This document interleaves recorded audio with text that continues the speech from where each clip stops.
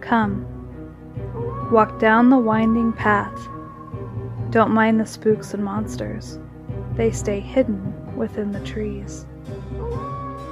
There are mysteries in this world that you need to know, and paranormal truths that need to be told. Come, step up into the caravan while we share tales of old, as well as new accounts about things you thought only existed in your nightmares.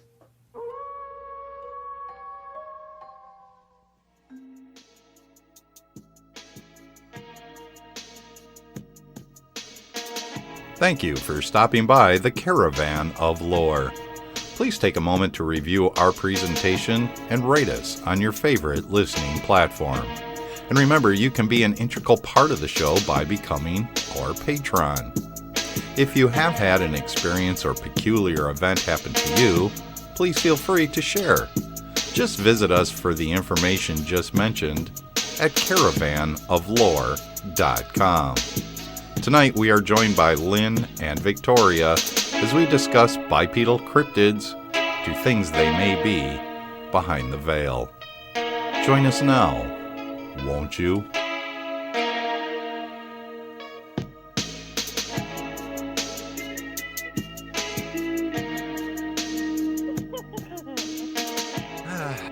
So what do you think of the... What have I done?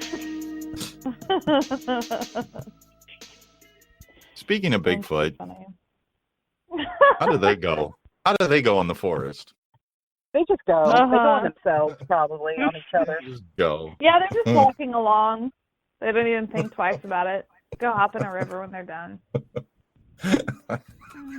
Well, that might explain some of the stench people talk about when This Right. is true. This is true. Yep. Yeah. Ferment some Isn't it berries. sulfur is what people say.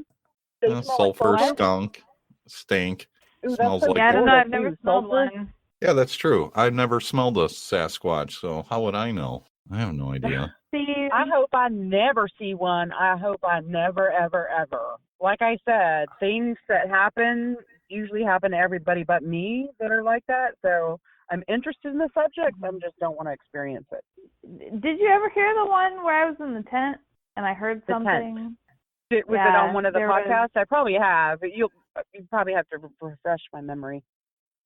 Yeah, no, I was in the tent. I was with my two youngest in the tent, Ooh. and at the time, my oldest and her father were away from the tent. And so I'm sitting there, and I hear these really loud footsteps, and just one after the other. And at first I thought, well, maybe it's men's work boots, so maybe the girl's dad had come back.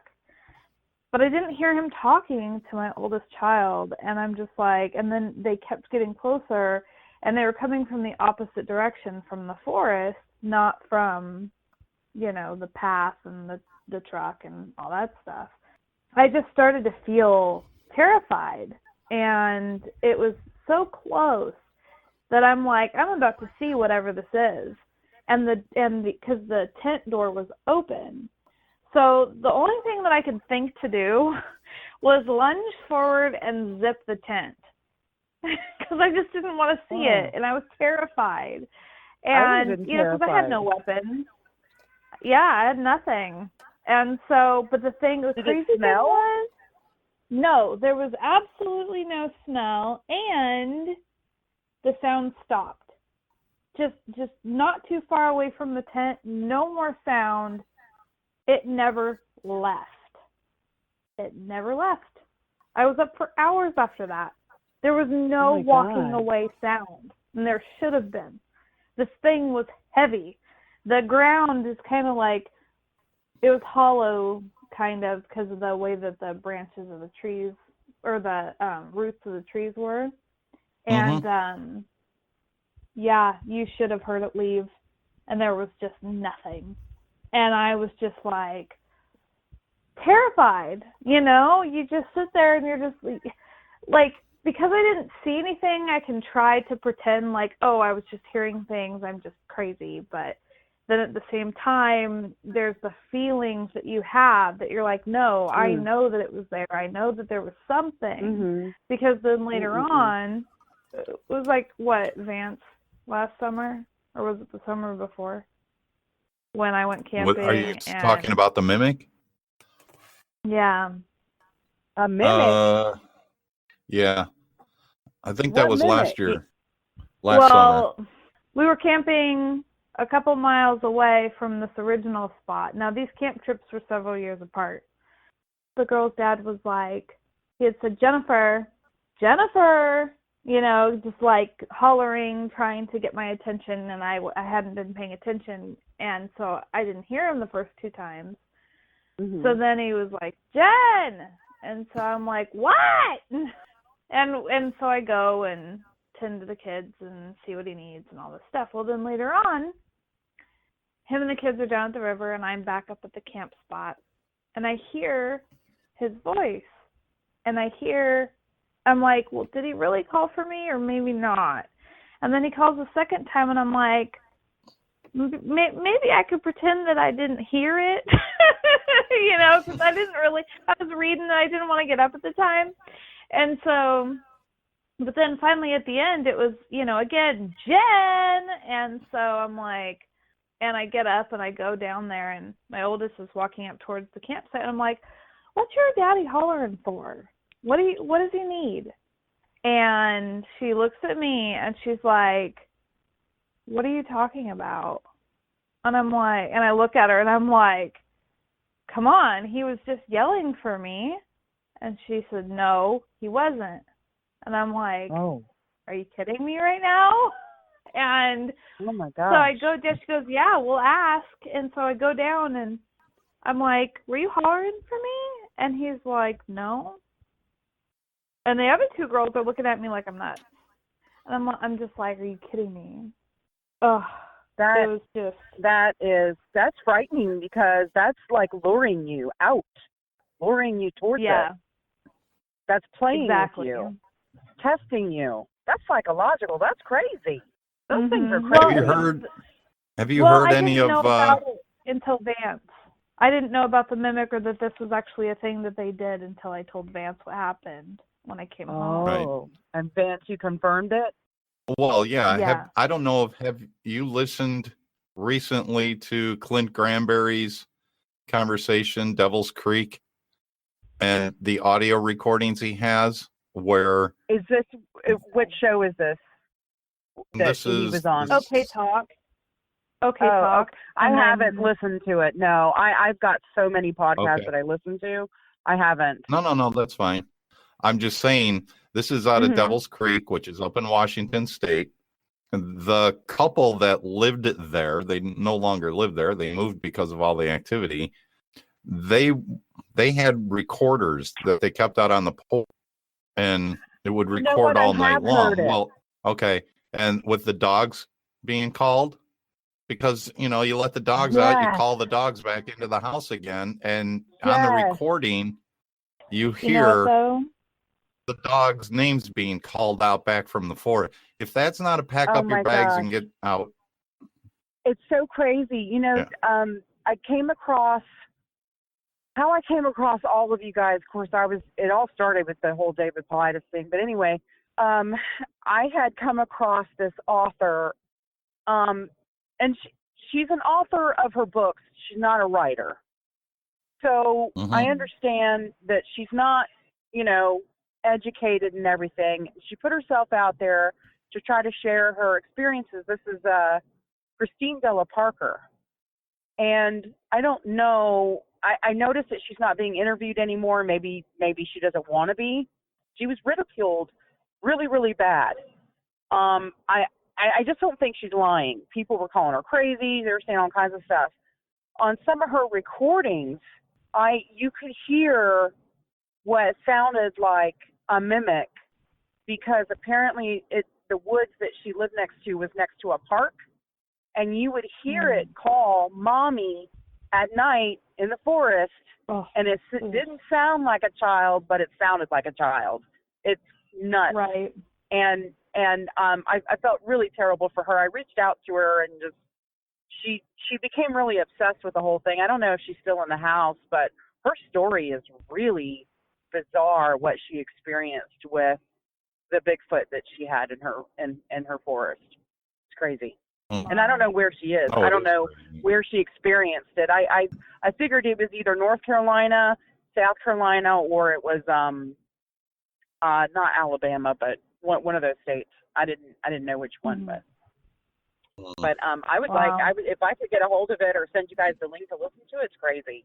Yeah, no, that'd it's be scary. amazing. I mean, it just, yeah. Well, and the crazy thing is, too, I remember when I was listening to some of those early episodes about Devil's Creek when they first went out there, Mm-hmm. but at the same time, like, it almost felt like it wasn't just a Sasquatch. There felt like there was something else. I don't know if you want to say, like, Wendigo-y skinwalker thing, but there almost seemed like there was like something else. I don't know. I'd have to go back and really listen, but because I can't remember what specifically made me feel that way, but it just, you know. And I don't know how much of that stuff really exists here in Oregon and Washington. You know. Mm-hmm. I would think a fair amount, though, because of different things that we've heard. I know have come from the surrounding area at the very least. Over by you, I would think that there'd be more of that kind of stuff. You'd think so, but, you know, I really haven't heard of anything directly here. It's usually a little further north towards Washington, or in Washington proper, or a little further away. I live in a less densely populated area, and so all the experiences that people from this area typically have are in the woods a little further away, because that's where they go for their camping and their hunting. We should see if there aren't any, you're not far from, like, the reservations, and if there's any lore and legend. Yeah, no, there's one right over here. In regards to we should check that out, because, I don't know, for some reason, just off the top of my head, I kind of was thinking, well, those types of beings they're not bound to forests and stuff. They can be in the streets, and what if that, I don't know, drunk guy thing was an illusion for one of those beings, that's how we perceived it, but it was actually something else. Yeah, because I think a lot of things, not just beings like that, but other things appear in a way that your mind has to rationalize. Right. And so sometimes your perception it'll appear as this or that, because that's something that your mind can wrap around. Or they know that. And they do whatever they want to you, because they're going to want you to see how they want you to see them. Right. Yeah, exactly. Either which way it goes, it's a similar concept. You know, whether they're actively aware of it and are choosing something that will coincide with that, or, you know, because there are plenty of things that happen to people out there that they can't rationalize. And you can hear that they can't rationalize it when they explain it. So it's very likely that, you know, in order to, I guess you could say, get to us, different beings will appear in ways that our mind can rationalize. Yeah, I don't. Okay, well, that's it. I'm on a real estate site right now. I'm buying a bunker underground. I'm just going to live in my bunker. I mean, think of it. If you're going to, you know, bother somebody, if you're going to pester or haunt or whatever you want to do to somebody, if you go overboard, that person or creature is just going to crash. But if you kind of needle it, you can go for the maximum effect. Feeding off their fear and... Exactly. Because if it's something that feeds off of fear, if you just make that victim crash, there's no fear there. Right. because you've passed that. Yeah. But you want to keep it in that fear zone. So you can't go overboard. Right. So if that's what that particular creature is feeding off of, it's like catching fish. Right. It wasn't you choose until your bait to catch what you want. Right. Very true. What kind of bait you use, you're using to attract whatever kind of fish. I first heard of it feeds off your fear. It feeds off your fear. It seemed like a really silly concept because I did personally dive into the thought process behind it until you'd lay in bed thinking about it going, fear is actually, it's an emotional and it gives off an energy. And we do know that there are energy vampires that do just thrive on that vibration. And when you're creating that much fear in somebody, it's just like going to a buffet for something that feeds on that.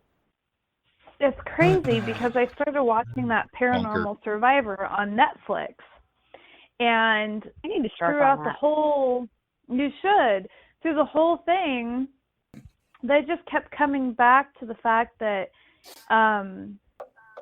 that stuff will begin to happen slowly to make you kind of wonder. And then, the spirits or the whatever are letting themselves be known to you by, and the fact that the more fear that you have, the more energy they have to move like bigger objects or create bigger scares, and then when you go in and you do a cleansing or a blessing or you face it in some way, because one of the things they said was not to leave your house. That's giving it over to it. And then who's to say that it won't necessarily follow you either? And so... And I've heard of poltergeist stories with that. Right. No, so to me it's like, okay, well then it's all on your mind, what you create, what you send out, and that you have the power to... I did experience that briefly. I try to do a little bit of research and history on the land that I live on, which was early on Timucua Indians. The Seminole were farther south. And the land here was taken over by the English and then the French and then the Spanish and then back to the English, and there was a lot of war here. And my home sits very close to water where there were lots of plantations and indigo plants that were grown out here. So I had discovered that I actually live off the island. I live on the cusp of the island. Everything I do is on the island. It's actually Fleming Island. Well, my best friend lives on the island, and where her house is built, she's got woods all over the place. And it would have been swamp land or water at the time. So we're talking hundreds of years ago. So anyhow, my house was brand new, built in 2005 when I got it. I'm, of course, still in it. Everything's still original. I'm trying to keep it up, which is a lot, but anyway. So when I first moved in my house, and I live in a really nice area, so it was crazy that I was even burglarized, which was nuts. At the time, my street was completely pitch black, and I was the only person living in the new house in this area at the time. Thank God I was burglarized when I was gone, and my son was gone at the time. He was a baby. So yeah. But anyhow, I don't know if that had anything to do with the paranormal that was going on in this house. But I used to sit down because I got a brand new house, new furniture. I'm relaxing, and I used to just light candles and drink wine and watch my favorite shows. And I used to watch the psychic show with Derek Acora out of England, and he used to try to communicate with the dead. And I swear something had to come through or something. I don't know what, because suddenly I started getting problems in my house. Paintings were falling off the walls. My TV was turning off and on. And because I had been burglarized, I had a friend of mine who got me a case got me 2 bottles of wine every month for a year to help ease the Oh, problems wow. that I was having. This is how it all started. So anyway, Well, now we know what happened. Yeah, Wow. So and it was a really nice gift. He chose all the bottles, and he got them from all over the world. And I still have the bottles. I kept them. I collect them. They decorate my kitchen. Well, I was That's cool. frightened, and I didn't want to say anything to my son. And at the time, he was in elementary school, and he's in the front half of the house. That's all his half of the house, and my half of the house is all the way in the back. So I had, I didn't want him by himself because I knew something was in the house.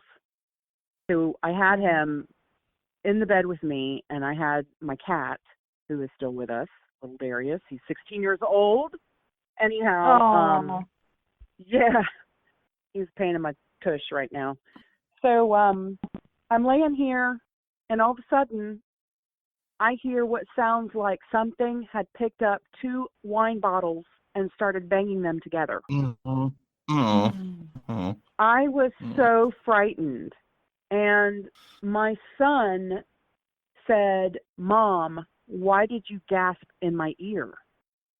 And I said, "I didn't gasp in your ear." Oh. And he said, "Yes, you did." And I didn't want to argue with him because I knew at that point there was something in my house. So I called my sister. And we come from, as you guys know, Christian family. I called her up. I said, "I think I got a demon in my house. I don't know what's going on. I don't want to come home." Zachary was having to walk home from elementary school by himself. He was in the house by himself. I didn't know what was happening. It was just too crazy. Anyway, we blessed the home, and I've never had a problem since. But that was my experience, and I hope that I never, ever have to encounter anything like that again, because it was an experience, and it wasn't nearly as terrible as it could have been or it has for other people. But I can see how it was getting worse, and I could see how, in reference to the fear, because I was very scared. Right. Oh, yeah. Well, I don't know exactly how things come through. I mean, I know that if I watch too much of the paranormal, scary stuff, or if I listen to too many podcasts, it seems like it does kind of create some type of maybe portal or something. Either that, or it acts as a magnet for anything that could be nearby. So I think it's more like a magnet, to be honest. You think so? That's just kind of my feeling of it, that it's kind of like sending out a beacon. Right. You know, oh, hey, this door is open. Kind of like putting a open for business sign in the window of a shop. Right. Then people walk by and see it, and they're like, "Hey, I'll stop." Yeah, And I thought maybe the candles were a kind of an outlet to let it really come in wherever it was coming from, because they would seance on this show, and I would try to mute it. And sometimes, you know, I get up, go to the bathroom, and they're seancing when I come out, and I'm like, "Oh my God, I let it come through," or whatever. I figured that's what happened. That's amazing, because there are certain things, like if they are playing, if they're doing the seance, or if they're playing the EVP, or if they're like, if there's something real-ish going on, I will mute it. I didn't know anybody else muted it. I thought, you know, maybe that was just a weird quirk of mine. No, I don't want to hear that stuff. So. I do want to elaborate on what I was saying as far as in the open invitation. What I was going to add in is whatever mode of transportation, so to speak, that these spirits, beings, whatever they are, come through, could very well be portal-like as well.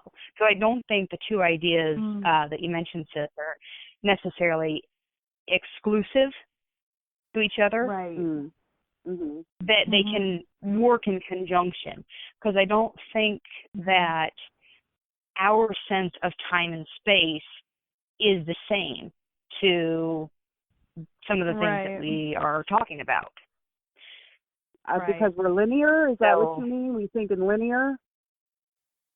Yeah, kind of linear, and maybe interdimensional type things, because and Jennifer can attest to the house that I lived in, that in fact we were talking about with the intoxicated time slipper did. That same house, there were a lot of weird things that happened. Yeah. And there were a couple of spots that felt like they may have been portal-like.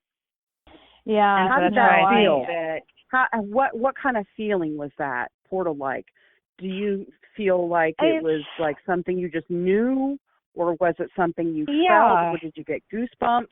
It's like it's more kind of like an internal knowledge. I see. Kind of like a revelation, like you just know.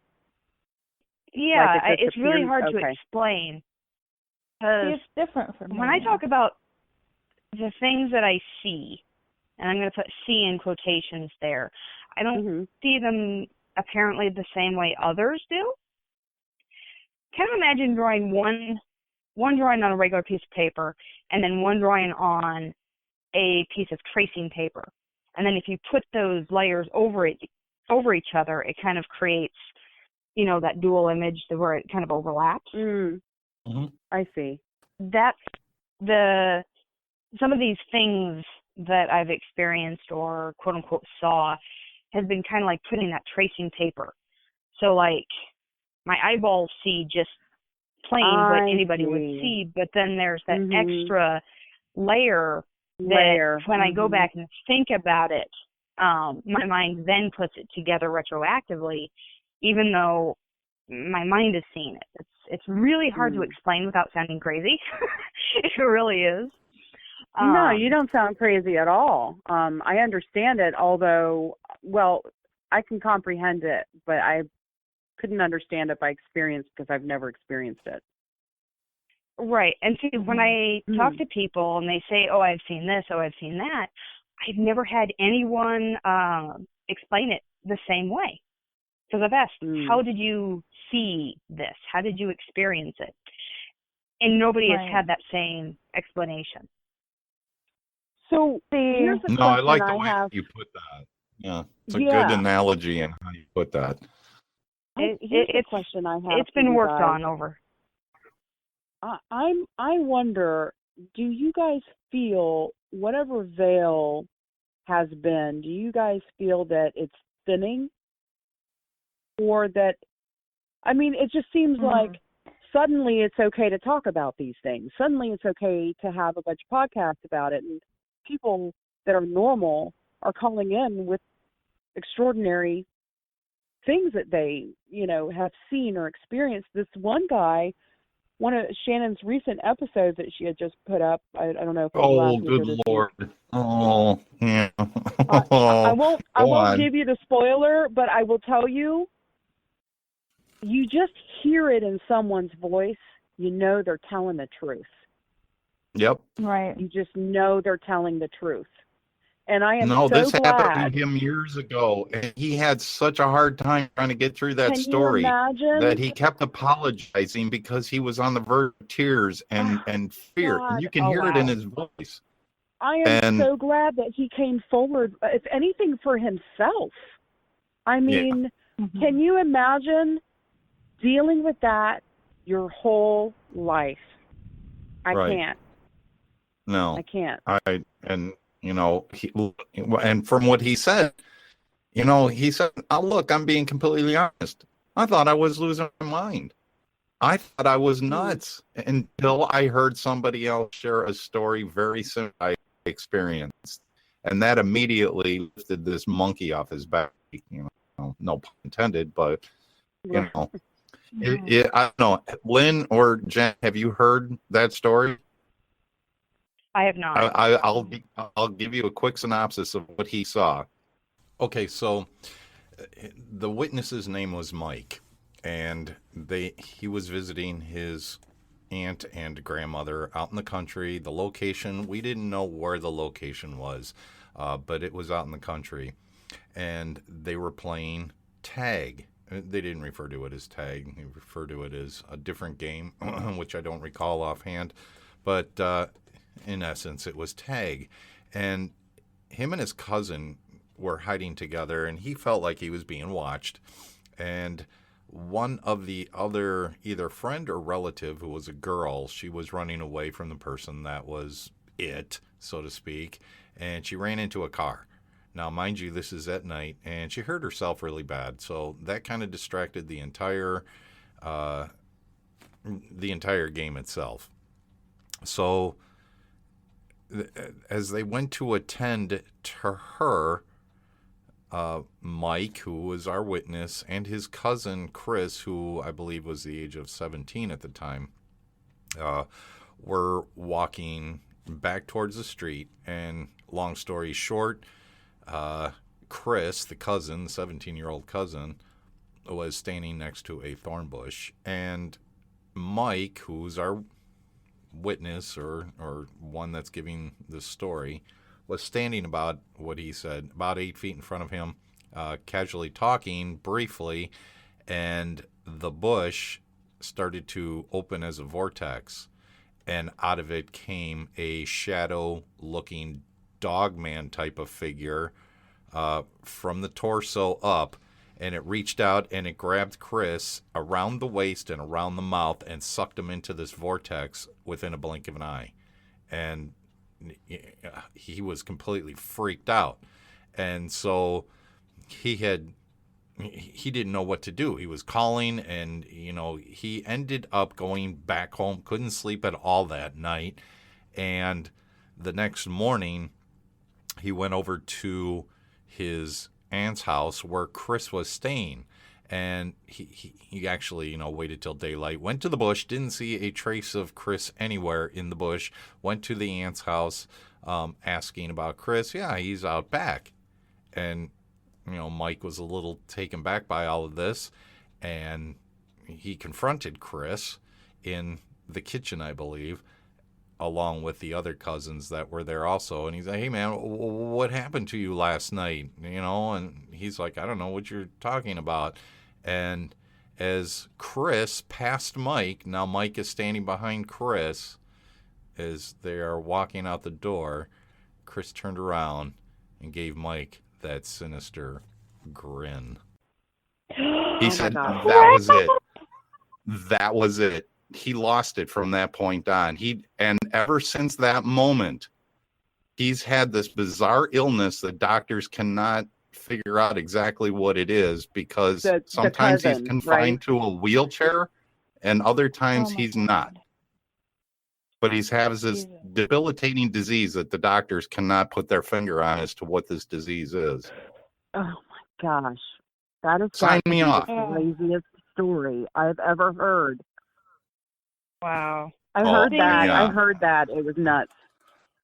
I'm gonna have to look that up because that's crazy. Yeah, maybe we can listen. It's to the it last together, episode. But... It's the last we'll do ITF that. episode up. Yeah. Well, I think it's called Zoo Planet. okay. Yes, Zoo Planet. Well, that's the one. Mm-hmm. I was gonna say, in regards to what you were saying, sister, for me, and I'll try to catch back up to this, that when I see things, it's like my body physically feels it. It's like there's this weird sensation in my sternum, and then I see whatever in my mind's eye. And there's also this feeling magnetically. It's like your hands become a magnet, and you can feel this heavy energy in the palms of your hands. And so when I see things, it's on multiple ways, feeling it and seeing it, kind of a thing. And so that's how I've experienced a lot of the things that we've experienced. And I have taken pictures of areas that felt like that, and I've actually had stuff physically show up in the picture, which I delete because I feel like it's a direct door, and I don't want to keep that.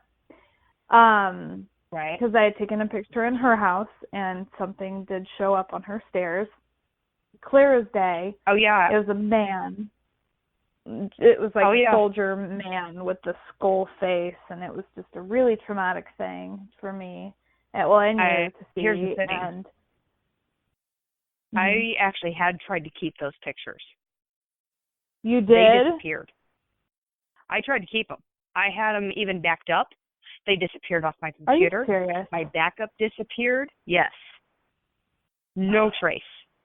I have no idea what happened to them. I told you. Yeah, right? Yeah. I know. Thanks Wow. for that. I Now only- I find out a million years later. Yeah. I tried to keep them because remember I was in that little greenhouse Yeah. around the Yeah. corner from the same house? Mhm. Yeah. Right. And I had held on to those pictures and they just up and disappeared one day. Good. It was one of those times like where you stop, you're not looking at them, and then you think about it and you go back to try and find it, and then all the files are gone. Everything, the physical copy of, I didn't print them out, but I had them on a disc as a backup. That disc disappeared. Wow, that's amazing. No, Yeah. I didn't. And know it's that not at even all. something that I talked about. I talked about. Well, I was very adamant, and I don't think you ever told me because of what I think I probably would have gotten mad, to be honest, if I would have found out that you kept them. You probably would have. But they disappeared. They just poof. Wow. Well, Something was probably looking out for you, see, if that's the case, maybe. Quite possibly. yeah. No. Yeah, no, because it was yucky, and because it physically moved stuff. You know, it threw stuff off these shelves. I mean, I think it was that threw the stuff off the shelves, but what, you know, getting sped up to this last episode that you guys were talking about with ITF, you know, I've heard a lot. I have felt things, like I felt a hand on me. I've seen stuff in my third eye type of a thing. But I don't know, guys, was it like, it's probably been a month now. And I can't I can't go into it. But one night, I mean, all I'll say is this. I was standing out on my patio thinking of different things. You know, I'm sitting there looking at the stars going, man, it would be so cool if the light pollution was lower because you could see so many stars as is. Yeah, and I was thinking, oh man, I wonder how we could do like an Earth hour. And if I could get everybody to participate in it and then, you know, do a stargazing thing during that Earth hour. And that's when something caught my eye. And it was just there. It was physically there. It was really in front of me. And some other stuff happened, and I called her up hysterical. She was half in tears. My first thing was just, what's wrong? What's going on? What happened? Because, and she hadn't even spit it out yet. Because I thought something legitimate, like, I can't say legitimate, but I mean like something corporeal, something, you know, like someone tried to break into her house or, you know, something like that, corporeal, as opposed to what she experienced. And and then she took the pictures that she did that are long gone at this point. Vance fixed it up.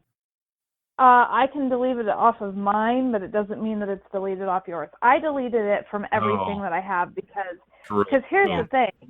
I received I mean yours and mine specifically, because it was the one where I wanted the pictures that Jennifer didn't want to see, so I had you mail them directly to me.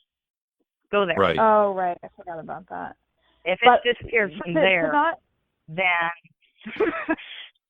I mean, well, the thing is for it to physically appear to where your actual eyes can see it, like like you're looking at a tree, and then to have like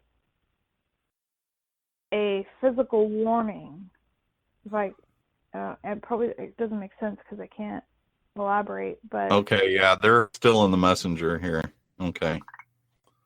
but it's so creepy it that they totally disappeared made from me your feel files.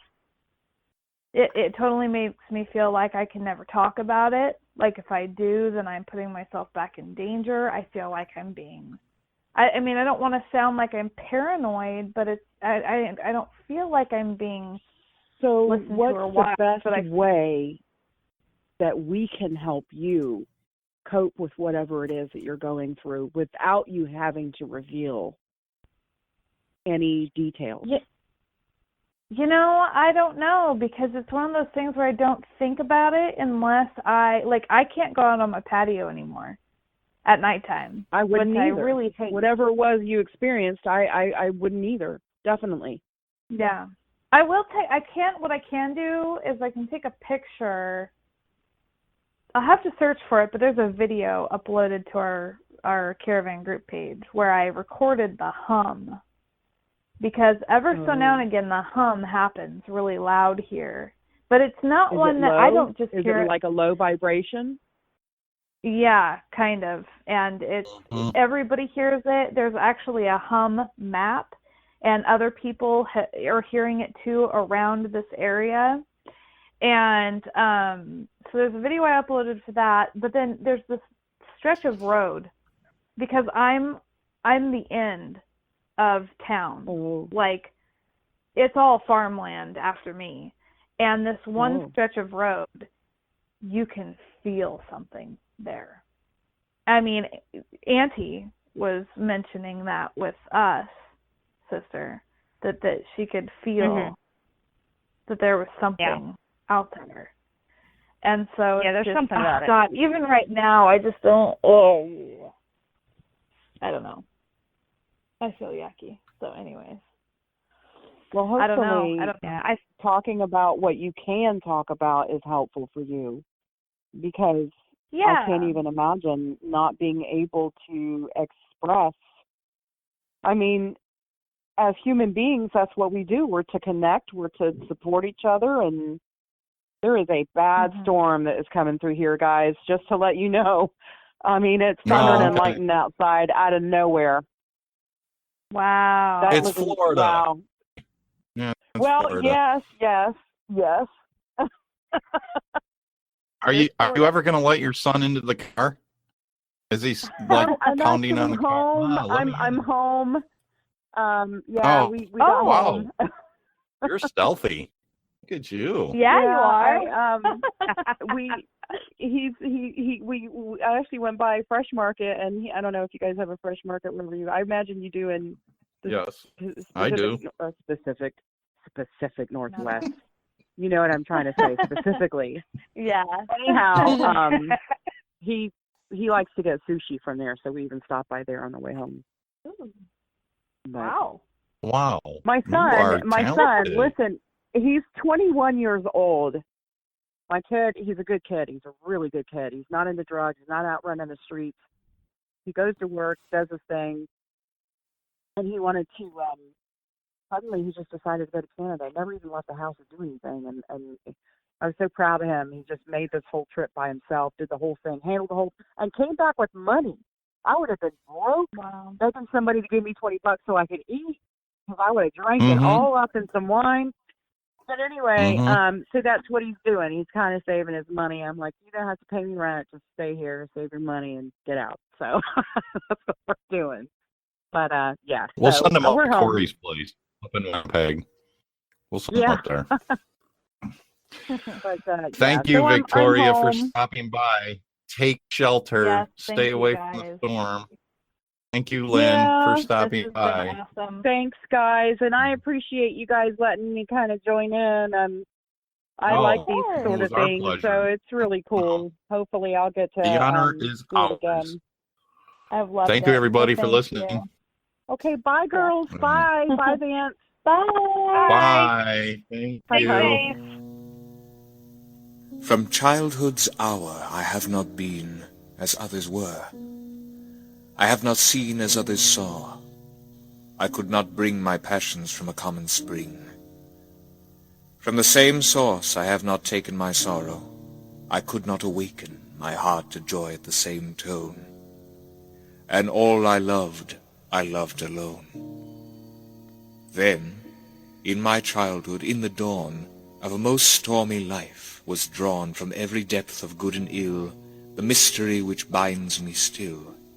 From the torrent or the fountain, from the red cliff of the mountain, from the sun that round me rolled in its autumn tint of gold, from the lightning in the sky as it passed me flying by, from the thunder and the storm, and the cloud that took the form, when the rest of heaven was blue, of a demon in my view.